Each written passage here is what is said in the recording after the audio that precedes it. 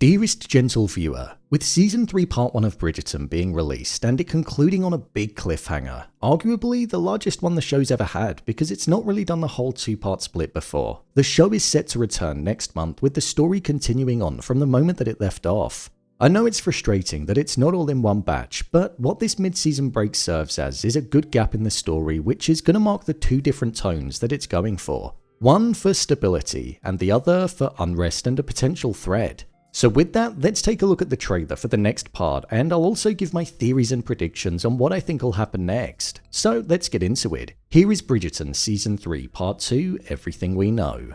Just to let you know, this video will contain spoilers. The reveal of Lady Whistledown.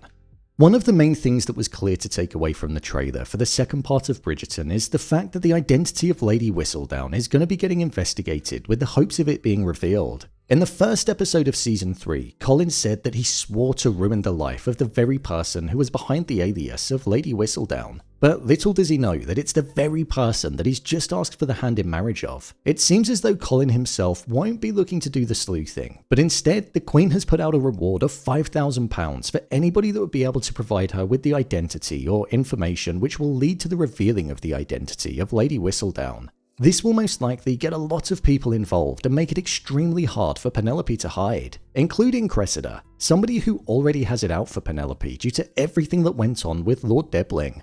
Plus, with Cressida's father cutting the funds, she also has the financial motivator there as well, so I feel she may be the very person that finds out the information behind the identity.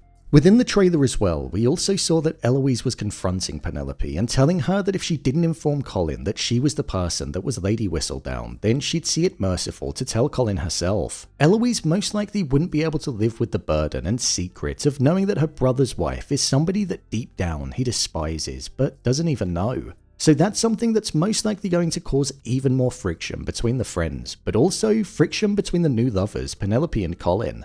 I personally don't think that Penelope and Colin are going to survive the turmoil. I believe that Penelope's alias is going to get found out and it will shift her right back down the social rankings again. And maybe even worse. She said a lot of hurtful words about a lot of people that she knows, and when the truth does eventually come out, I don't think there's going to be any way back for her, so her downfall is something that I think is unavoidable. Francesca and Lord Kilmartin. One other romance that got a large focus in the first part of Season 3 was that of Francesca and Lord Kilmartin. Granted, we stopped off when it was just about to blossom, but it very much feels like we're going to see Francesca and Lord Kilmartin getting more acquainted with one another as she looks to marry him instead of Lord Samadani. The whole arm of the story feels as though it's in place to show that the heart can win when going up against the mind in terms of romance and finding somebody to be with.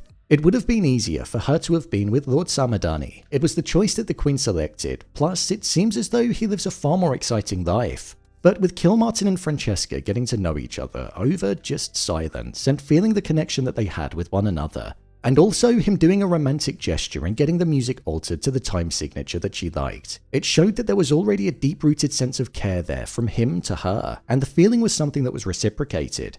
So I feel we'll see a bit of a pushback from the Queen on that, but I feel they both might be the happy ending in this season of the show, especially if Penelope and Colin's relationship meets a tragic end, hence why there could be two love stories instead of just the one this time round.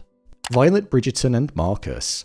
Now, this is something that I feel has come out of the blue. With the introduction of Lady Danbury's brother Marcus, we saw that there was some chemistry between both Violet Bridgerton and himself. When you think back to the Queen Charlotte series, Violet actually opened up to Agatha and said how she was thinking about getting back out there again and meeting somebody new. She didn't know if she'd be able to love anybody like she loved her husband, but she wanted that companionship with somebody. Within the Queen Charlotte series as well, we also saw that Lady Danbury had a relationship with Violet's father whilst he was with Violet's mother. This was something that Violet found out about right at the end of the series, so I wonder if this time round the roles are going to be reversed, and we'll have Violet falling for one of Lady Danbury's relations. I think that could very much be the case, seeing how interested Marcus has been in her in the 2 episodes that he's been featured.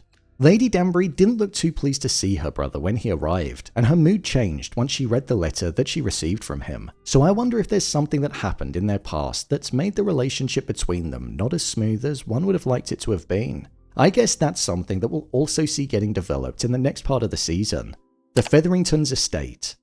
Well, this is something that we saw going on throughout the first part of the season, and it was kind of on the back burner, but I think it's going to take more of the center stage in the next part of the season, considering it seems as though it's going to be an eventful one where everything just seems to go wrong. Portia Featherington faces the risk of losing the Featherington estate due to some forged documents which state that the estate will stay in the family if one of her daughters has a child. However, with the person investigating saying, the truth has an ugly way of revealing its head when insinuating that he knew that the documents were forged, he seems prepared to let her get away with it because it would be easier for him to just pass it down to an existing relative in the family, rather than seek out another one. With Prudence and Philippa doing their best to get pregnant and believing that they are, I wonder if that is actually the case or not.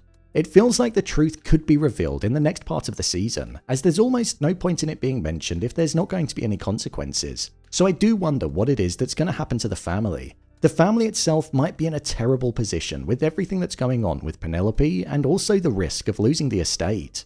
Mr. and Mrs. Mondrich. The final part of the story that I think we'll see getting developed more in this second part of the season is focused on Mr. and Mrs. Mondrich. We've seen them get catapulted into high society with their son becoming the new Baron of Kent, something which has drastically changed their lives for the better in terms of standard of living, social ladder, and wealth. However, happiness, that's something that's in question. Mrs. Mondrich is more than happy to leave their former life behind, whereas Mr. Mondrich, he's been told that he's not allowed to continue running the bar, as somebody with his status shouldn't be seen working. This is something that he clearly disagrees with, and because he's not stepping down, he's feeling the weight of people not going there anymore. So I think we're going to see the both of them having to navigate between their old life and their new one in order to find the right balance. They want to fit in amongst society and not be ostracized, and for that, I think they're going to have to learn to just move on.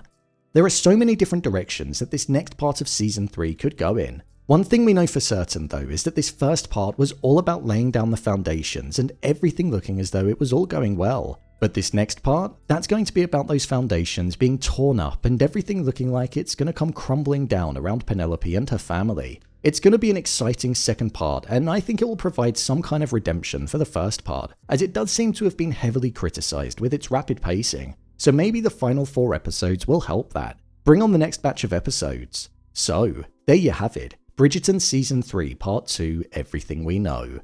If you want to see a full breakdown of Bridgerton Season 3 Part 1, then click on the card in the top corner. Or alternatively, you can head over to my channel where you'll find more breakdowns on other TV shows. What do you think will happen next? Let me know your thoughts in the comments below.